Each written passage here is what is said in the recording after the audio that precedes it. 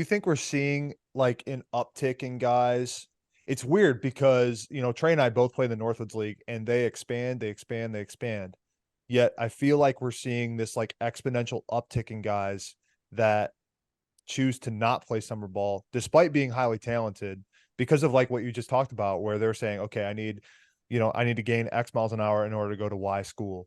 Um, it's a really weird phenomenon happening where the Northwoods League has been regarded as this league with a high amount of talent, but now you're seeing them up to, I think it's 22 or 24 teams, and they're running through 80 guys a summer.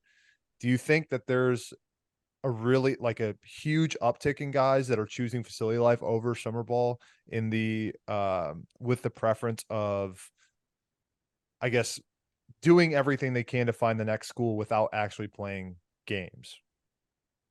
Yeah, I think there is, and I think it makes honestly like logical sense from the athlete standpoint. Like I think we've Absolutely. all heard horror stories like from summer ball. It's like I can get, especially like for instance, I'll just use Tread as an example, like live ABs, twice a week, every week, like tons of quality arms going, quality bats that you're facing against. Like we're facing, high school PGL Americans, professional hitters, like you get professional catchers. Like the experience is actually pretty solid from a pitching standpoint. Like everything's on hit tracks, get your tracking data guaranteed. And you get to kind of avoid the bus rides and the shitty meals and stuff like that. Yeah. And from the athlete standpoint, like I think it makes a lot of sense. And I think there's only going to be a subcategory of coaches that are like, hey, like I'm anti gym guy if you're like 93, 95. Like I think at the end of the day, everyone's going to be able to tell, like, okay, this dude has stuff. Like we're going to give him a chance.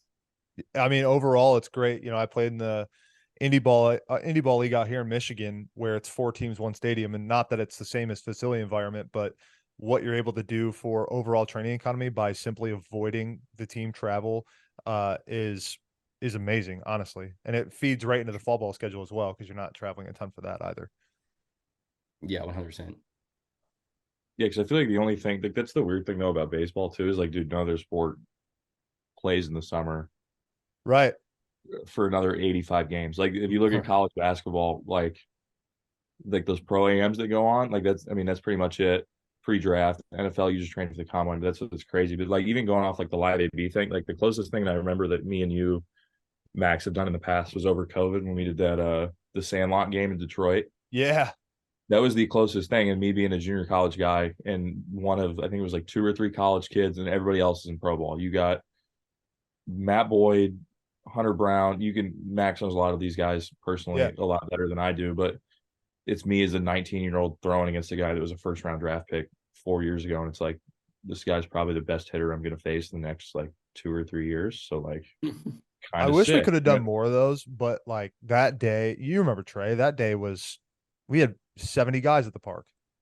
No, exactly. It literally, like, there was literally three college guys. Everybody else is a minor league guy from the east or west side that drove 3 hours in the middle of COVID to go play. And then it's, you would know the high school better, but like, dude, it was a dump. It legit was like from the Sandlot.